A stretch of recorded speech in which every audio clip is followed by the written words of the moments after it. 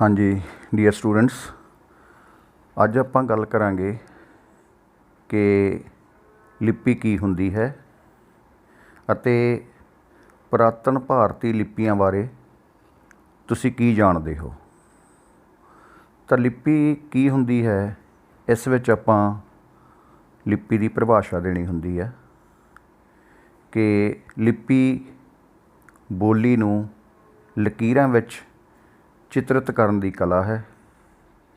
ਇਹ ਮਨੁੱਖੀ ਮੂੰਹ ਵਿੱਚੋਂ ਨਿਕਲੇ ਬੋਲਾਂ ਨੂੰ ਚਿੱਤਰਾਂ, ਲਕੀਰਾਂ, ਸੰਕੇਤਾਂ ਜਾਂ ਚਿੰਨ੍ਹਾਂ ਵਿੱਚ ਉਲੀਕਣ ਦੀ ਇੱਕ ਵਿਧੀ ਹੈ। ਜਿੱਥੇ ਬੋਲੀ ਭਾਵਾਂ ਦੀ ਪੋਸ਼ਾਕ ਹੈ, ਉੱਥੇ ਲਿਪੀ ਬੋਲੀ ਦੀ ਪੋਸ਼ਾਕ ਹੈ ਅਤੇ ਇਸ ਨੇ ਮਨੁੱਖੀ ਸੱਭਿਅਤਾ ਦੇ ਵਿਕਾਸ ਵਿੱਚ ਵੱਡਾ ਹਿੱਸਾ ਪਾਇਆ ਹੈ। ਤਾਂ ਇਹ ਲਿਪੀ ਦੀ ਪਰਿਭਾਸ਼ਾ ਹੈ। ਜੇਕਰ ਤੁਹਾਨੂੰ ਪੁੱਛਿਆ ਜਾਂਦਾ ਹੈ ਕਿ ਲਿਪੀ ਕੀ ਹੈ, ਤਾਂ ਜੋ ਮੈਂ ਪਹਿਲਾਂ 3 ਲਾਈਨਾਂ ਬੋਲੀਆਂ ਹਨ, ਇਹ ਲਿਪੀ ਦੀ ਪਰਿਭਾਸ਼ਾ ਵਿੱਚ ਤੁਸੀਂ ਲਿਖ ਦੇਣੀਆਂ ਕਿ ਜਿਹੜੀ ਲਿਪੀ ਆ, ਇਹ ਜੋ ਅਸੀਂ ਬੋਲਦੇ ਹਾਂ, ਜਦੋਂ ਅਸੀਂ ਲਿਖਦੇ ਹਾਂ, ਜੋ ਅਸੀਂ ਬੋਲਦੇ ਹਾਂ ਉਹ ਸਾਡੀ ਭਾਸ਼ਾ, ਜੋ ਅਸੀਂ ਲਿਖਦੇ ਹਾਂ ਉਹ ਸਾਡੀ ਲਿਪੀ ਆ। ਅਤੇ ਇਸ ਕਰਕੇ ਬੋਲੀ ਨੂੰ ਲਕੀਰਾਂ ਵਿੱਚ ਚਿਤਰਿਤ ਕਰਨ ਦੀ ਕਲਾ ਜਿਹੜੀ ਹੈ, ਉਸ ਨੂੰ ਅਸੀਂ ਲਿਪੀ ਕਹਿੰਦੇ ਹਾਂ। ਤਾਂ ਹੁਣ ਅੱਗੇ ਪ੍ਰਸ਼ਨ ਬਣਦਾ ਕਿ ਗੁਰਮੁਖੀ ਲਿਪੀ ਜਿਹੜੀ ਕਿ ਇਸ ਵੇਲੇ ਪੰਜਾਬ ਵਿੱਚ ਪ੍ਰਚਲਿਤ ਆ, ਪੰਜਾਬੀ ਭਾਸ਼ਾ ਨੂੰ ਲਿਖਣ ਵਾਸਤੇ ਵਰਤੀ ਜਾਂਦੀ ਆ, ਕੀ ਉਸ ਤੋਂ ਪਹਿਲਾਂ ਕੋਈ ਹੋਰ ਵੀ ਲਿਪੀਆਂ ਸਨ ਜਿਹੜੀਆਂ ਭਾਰਤ ਵਿੱਚ ਪ੍ਰਚਲਿਤ ਸੀ? ਤਾਂ ਇਹਨਾਂ ਬਾਰੇ ਪ੍ਰਸ਼ਨ ਇਹੀ ਬਣਦਾ ਕਿ ਪੁਰਾਤਨ ਭਾਰਤੀ ਲਿਪੀਆਂ ਬਾਰੇ ਤੁਸੀਂ ਕੀ ਜਾਣਦੇ ਹੋ। ਤਾਂ ਅੱਗੇ ਹੁਣ ਆਪਾਂ ਇਸ ਗੱਲ ਬਾਰੇ ਵਿਸਥਾਰ ਸਹਿਤ ਚਰਚਾ ਕਰਾਂਗੇ ਕਿ ਪਹਿਲਾਂ ਉਸ ਤੋਂ ਕਿਹੜੀਆਂ-ਕਿਹੜੀਆਂ ਲਿਪੀਆਂ ਪ੍ਰਚਲਿਤ ਸੀਗੀਆਂ। ਤਾਂ ਇਸ ਤਰ੍ਹਾਂ ਕਿ ਭਾਰਤ ਵਿੱਚ ਲਿਖਣ ਦੀ ਕਲਾ ਜਿਹੜੀ ਹੈਗੀ ਆ, ਉਹ ਲਗਭਗ 5000 ਸਾਲਾਂ ਤੋਂ ਉਸ ਕਲਾ ਦਾ ਵਰਤੋਂ ਵਿੱਚ ਹੋਣ ਦਾ ਪਤਾ ਲੱਗਦਾ, ਪਰ ਉਸ ਦੇ ਬਹੁਤੇ ਨਮੂਨੇ ਸਾਡੇ ਤੱਕ ਪਹੁੰਚੇ ਨਹੀਂ ਗੇ। ਤਾਂ ਇਹ ਸੀਗਾ ਕਿ ਜਿਹੜੀਆਂ ਸਾਡੀਆਂ ਪੁਰਾਤਨ ਖੋਜਾਂ ਹੋਈਆਂ ਨੇ ਜਾਂ ਪੁਰਾਤੱਤਵ ਵਿਭਾਗ ਨੇ ਧਰਤੀ ਹੇਠ ਖੋਜਾਂ ਕਰਕੇ ਕੁਛ ਨਗਰ ਜਾਂ ਸ਼ਹਿਰਾਂ ਦਾ ਪਤਾ ਲਾਇਆ, ਤਾਂ ਸਾਡੇ ਸਭ ਤੋਂ ਪੁਰਾਤਨ ਖੋਜਾਂ ਜਿਹੜੀਆਂ ਨੇ ਹੜੱਪਾ ਜਾਂ ਮੋਹਨਜੋਦੜੋ ਤੱਕ ਪਹੁੰਚਦੀਆਂ ਕਿ ਧਰਤੀ ਦੇ ਨੀਚੇ ਇੱਥੇ ਇਹ ਮਿਲੇ, ਜਿਨ੍ਹਾਂ ਵਿੱਚ ਕੁਛ ਕੰਧਾਂ 'ਤੇ ਲਾ ਲਓ ਜਾਂ ਕੁਛ ਮੂਰਤੀਆਂ 'ਤੇ ਜਾਂ ਕੁਛ ਲਿਖਤੀ ਰੂਪ 'ਚ ਚੀਜ਼ਾਂ ਮਿਲੀਆਂ। ਤਾਂ ਉਹ ਜਿਹੜੀ ਲਿਪੀ ਸੀਗੀ, ਉਹ ਲਗਭਗ 2500 ਸਾਲ ਪਹਿਲਾਂ ਜੋ ਲਿਖੇ ਹੋਏ ਸਾਨੂੰ ਰੂਪ ਮਿਲੇ, ਉਹ ਬ੍ਰਹਮੀ ਲਿਪੀ ਵਿੱਚ ਲਿਖੇ ਹੋਏ ਸੀਗੇ।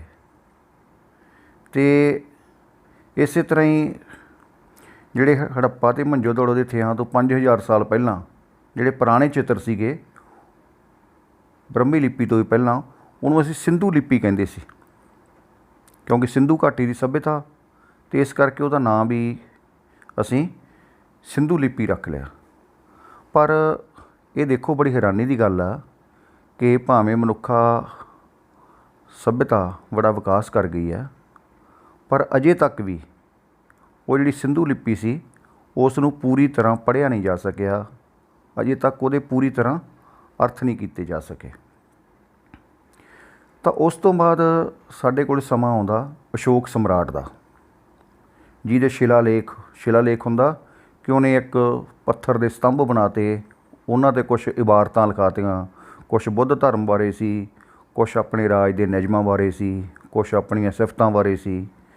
ਤਾਂ ਉਹ ਸਮਰਾਟ ਦੇ ਸ਼ਿਲਾਲੇਖ ਵਗੈਰਾ ਸਾਨੂੰ ਮਿਲਦੇ ਆ।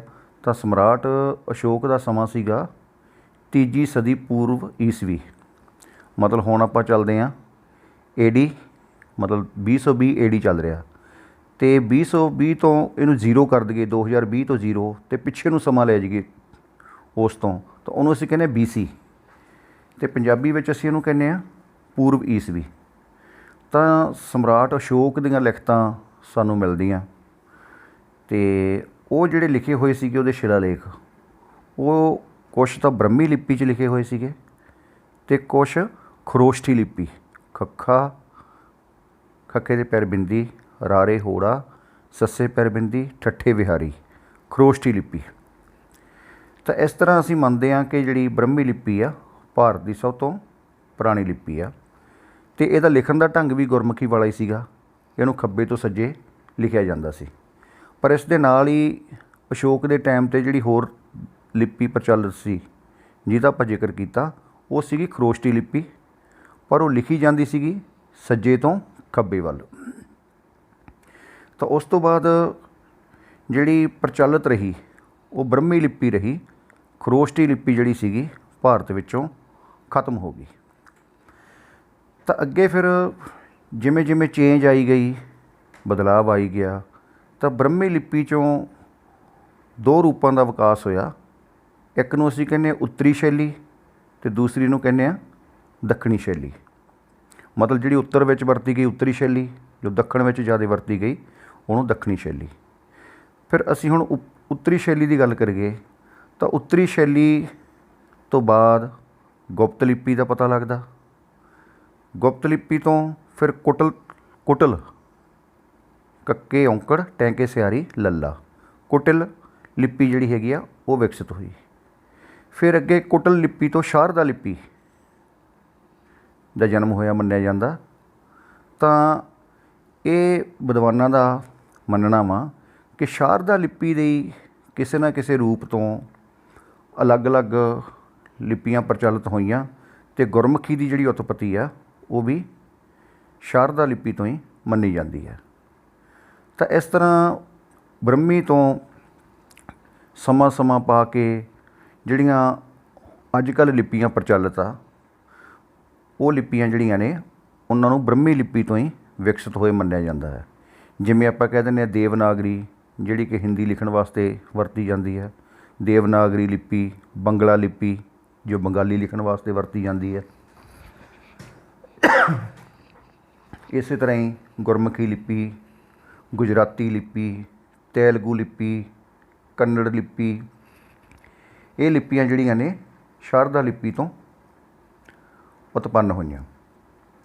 ਤਾਂ ਪੰਜਾਬ ਦੇ ਵਿੱਚ ਗੁਰਮੁਖੀ ਲਿਪੀ ਤੋਂ ਬਿਨਾਂ ਹੋਰ ਵੀ ਜਿਹੜੀਆਂ ਨੇ ਲਿਪੀਆਂ ਇਹਦੇ ਬਰਾਬਰ ਪ੍ਰਚਲਿਤ ਰਹੀਆਂ ਨੇ, ਜਿਵੇਂ ਟਾਕਰੀ, ਲੰਡੇ ਜਿਹੜੇ ਹੈਗੇ ਆ ਹੁਣ ਵੀ ਤੁਸੀਂ ਦੇਖੋ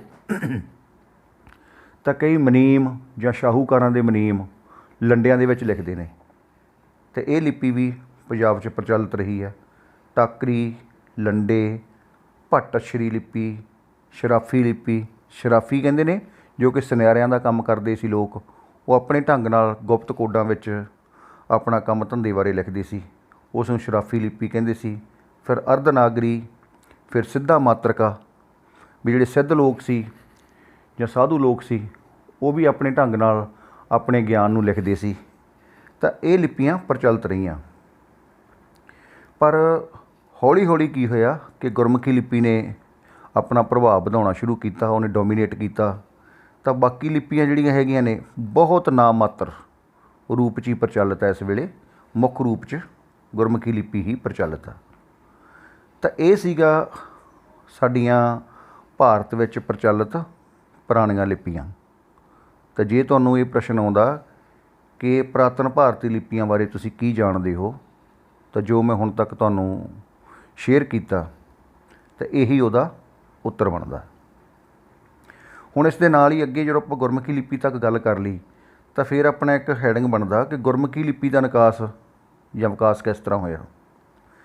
ਤਾਂ ਗੁਰਮੁਖੀ ਲਿਪੀ ਬਾਰੇ ਤਿੰਨ ਤਰ੍ਹਾਂ ਦੀਆਂ ਧਾਰਨਾਵਾਂ ਪ੍ਰਚਲਿਤ ਆ ਲੋਕਾਂ ਦੇ ਵਿੱਚ।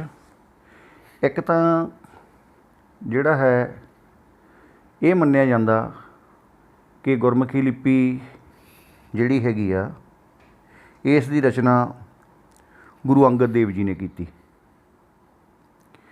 ਅਤੇ ਦੂਸਰਾ ਮਤ ਇਹ ਵੀ ਆ ਕਿ ਇਸ ਦੀ ਰਚਨਾ ਜਿਹੜੀ ਹੈਗੀ ਆ ਉਹ ਗੁਰੂ ਨਾਨਕ ਦੇਵ ਜੀ ਨੇ ਕੀਤੀ। ਅਤੇ ਕਈ ਲੋਕ ਜਿਹੜੇ ਹੈਗੇ ਆ ਇਹ ਵੀ ਮੰਨਦੇ ਆ ਕਿ ਇਸ ਦੇ ਰਚਨਹਾਰ ਜਿਹੜੇ ਹੈਗੇ ਆ ਇਸ ਲਿਪੀ ਦੀ ਰਚਨਾ ਬਾਬਾ ਸ਼੍ਰੀ ਚੰਦ ਨੇ ਕੀਤੀ, ਜੋ ਕਿ ਗੁਰੂ ਨਾਨਕ ਦੇਵ ਜੀ ਹੋਰਾਂ ਦੇ ਸੁਪੁੱਤਰ ਸਨ। ਅਤੇ ਕਿਉਂਕਿ ਉਹ ਇਸ ਦੇ ਪੱਖ ਦੇ ਵਿੱਚ ਇਹ ਦਲੀਲ ਦਿੰਦੇ ਆ ਕਿ ਇਸ ਨੂੰ ਗੁਰਮੁਖੀ ਲਿਪੀ ਕਿਹਾ ਜਾਂਦਾ। ਜਿਹੜੀ ਗੁਰਮੁਖ ਜਾਂ ਸੰਗਤ ਸੀਗੀ ਉਹ ਗੁਰੂ ਸਾਹਿਬਾਨ ਦੇ ਕੋਲ ਹੀ ਆਉਂਦੀ ਸੀ। ਤਾਂ ਇਸ ਕਰਕੇ ਵੀ ਇਹ ਮਤ ਪ੍ਰਚਲਿਤ ਹੋ ਗਿਆ ਕਿ ਇਹ ਜਿਹੜੀ ਗੁਰਮੁਖੀ ਆ, ਗੁਰਮੁਖਾਂ ਨੂੰ ਸਮਝਾਉਣ ਵਾਸਤੇ ਲਿਖੀ ਗਈ ਜਾਂ ਰਚੀ ਗਈ, ਤਾਂ ਇਸ ਕਰਕੇ ਇਹਨੂੰ ਗੁਰਮੁਖੀ ਲਿਪੀ ਕਹਿਣ ਲੱਗ ਪਏ। ਪਰ ਇਹ ਤਿੰਨੇ ਧਾਰਨਾਵਾਂ ਜਿਹੜੀਆਂ ਨੇ ਉਹ ਅਸੀਂ ਗੁਰਬਾਣੀ ਨੂੰ ਜੇ ਡੂੰਘਾਈ ਨਾਲ ਵਿਚਾਰੀਏ ਤਾਂ ਇਹ ਤਿੰਨੇ ਧਾਰਨਾਵਾਂ ਆਪਣੇ ਆਪ 'ਚ ਰੱਦ ਹੋ ਜਾਂਦੀਆਂ, ਕਿਉਂਕਿ ਅਸੀਂ ਦੇਖਦੇ ਹਾਂ ਕਿ ਗੁਰੂ ਨਾਨਕ ਸਾਹਿਬ ਨੇ ਆਪਣੀ ਬਾਣੀ ਦੇ ਵਿੱਚ ਪੱਟੀ ਬਾਣੀ ਦੀ ਰਚਨਾ ਕੀਤੀ ਆ, ਜਿਸ ਵਿੱਚ ਉਹਨਾਂ ਨੇ ਗੁਰਮੁਖੀ ਦੇ 35 ਅੱਖਰਾਂ ਦੇ ਉਚਾਰਨ ਬਾਰੇ ਅਤੇ ਉਹਨਾਂ ਨੂੰ ਆਧਾਰ ਬਣਾ ਕੇ ਬਾਣੀ ਦੀ ਰਚਨਾ ਕੀਤੀ ਆ। ਤਾਂ ਇਸ ਤੋਂ ਅਸੀਂ ਅੰਦਾਜ਼ਾ ਲਾ ਸਕਦੇ ਹਾਂ ਕਿ ਇਹ ਲਿਪੀ ਪਹਿਲਾਂ ਪ੍ਰਚਲਿਤ ਹੋਵੇਗੀ, ਤਦੇ ਹੀ ਉਹਨਾਂ ਨੇ ਆਪਣੀ ਪੱਟੀ ਬਾਣੀ ਲਿਖੀ।